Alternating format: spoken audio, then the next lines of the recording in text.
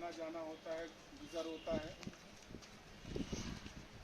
हम देखते हैं, सुनते हैं, खबरों में पढ़ते भी हैं कि आए दिन सड़कों पे कहीं ना कोई किसी न किसी रोड पे कोई ना कोई दुर्घटना हो जाती है, जिसमें किसी न किसी व्यक्ति की, किसी पशु की, किसी प्राणी की जान चली जाती है। सड़क सुरक्षा इसी से संबंधित है कि आप सड़क पर चलते हुए, ड्राइविंग करते हुए कैसे अपनी सुरक्षा को सुनिश्चित करें। तो इसके लिए ज़रूरी है कि हम सबसे पहले सड़क से रिलेटेड या रोड या ट्रैफिक से रिलेटेड जो रूल्स हैं, जो नियम्स हैं,